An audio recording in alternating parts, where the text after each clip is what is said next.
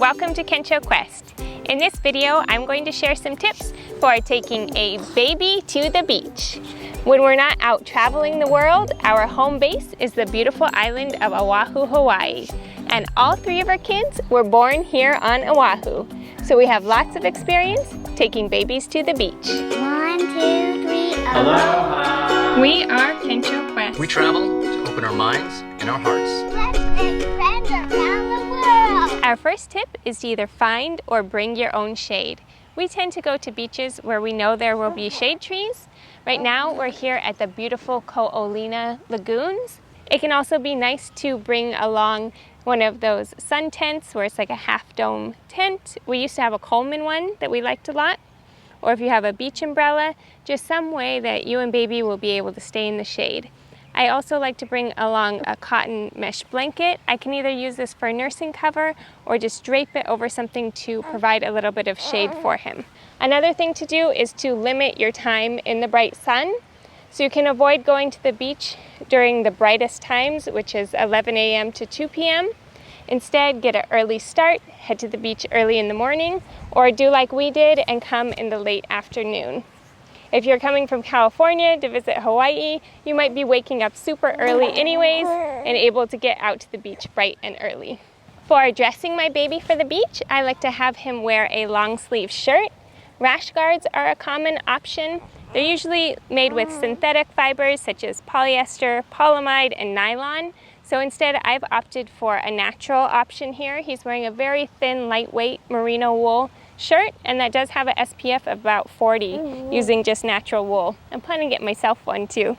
I also dress him in a sun hat, and I have him wear just his regular diaper. We use cloth diapers until I'm ready for him to go down to the beach, and then I will change him into a swim diaper.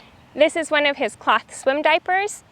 Swim diapers are really only meant to catch the number 2s. They'll let the pee right through. This one isn't waterproof, so because of that, I wait until right before I'm about to dip his toes in the water to change him into the swim diaper, and then afterwards I change him back into a regular diaper again. It's not generally recommended to put sunscreen on babies who are under 6 months old. It's because the chemical sunscreens can have some not so good for you ingredients in them, and what you put on your skin does seep in through your skin. Our family uses reef-safe mineral-based sunscreens that have zinc oxide in them, and baby diaper rash creams also have zinc oxide in them. So I'm not exactly sure if mineral-based sunscreens are okay for babies under 6 months or not. You might want to check into that, but I think one of the main things with sunscreen is it just gives us a false sense of security and lets us stay out in the sun too long. So better to stay in the shade, cover up with a hat and clothing, and try to avoid even needing sunscreen.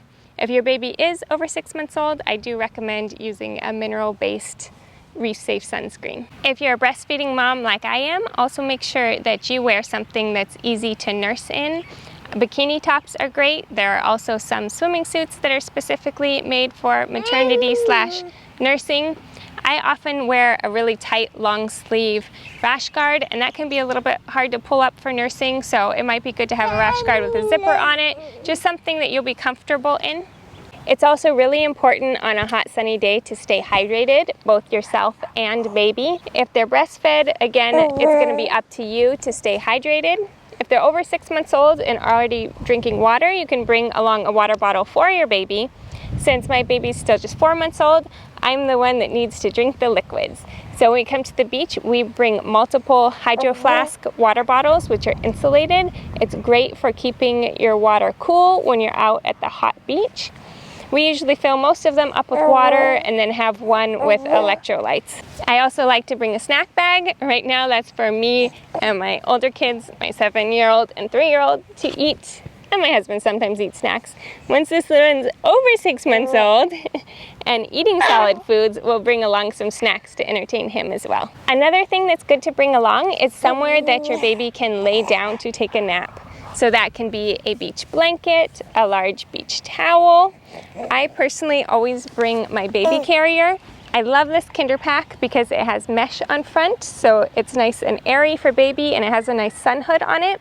Often in the beach, I'll be wearing him in the carrier, have my big wide brimmed sun hat on, and then if his legs are a little bit exposed, I'll put this over his legs just to keep them from burning, and he'll nap well in the carrier. But sometimes I can also get away with laying him down on a beach towel. If you do bring something like a stroller along for them to nap in, just be aware that that can get super hot in the bright sunlight, especially if it's black colored. So test that stroller, check the temperature before putting your baby in, and check it again after they've been in it for a little while. You wouldn't want them overheating in whatever they take their nap in.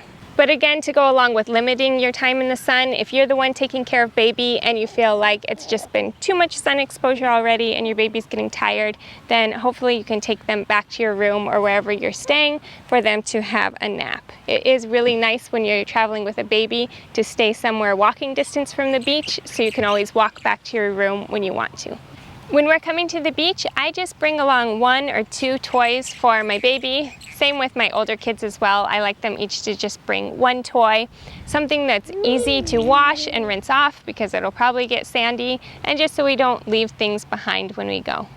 Just be prepared and expect that your baby will get some sand on them. You can easily wipe it off with something like a burp cloth or a blanket, and chances are they'll grab some handfuls and eat some sand. Don't worry, it'll be okay for them. He had a couple handfuls last time we were at the beach. When I'm getting ready for a beach outing with my baby, I pack 2 bags. I pack up his diaper bag with plenty of diapers, change pad, wipes, and I also pack up our beach bag with all our beach essentials. I filmed another video on this channel with our beach bag essentials, and if you're interested in cloth diapering, I have a video on my Easy Peasy channel showing what's in my diaper bag for cloth diapering on the go. After we've enjoyed our day at the beach, everybody takes a bath or a shower just to wash off all that sand and salt.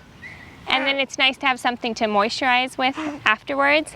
Maybe some pure aloe vera gel, or pronounced aloe. Usually it should be refrigerated in order to get one that doesn't contain preservatives. Even some of them are kind of misleading. It looks like it's 100% aloe vera, but it might have some additives in there.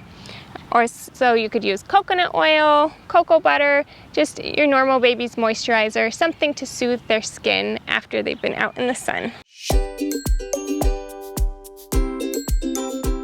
Thanks so much for watching. I hope you have a wonderful time at the beach. Please subscribe for more travel tips and inspiration. Aloha!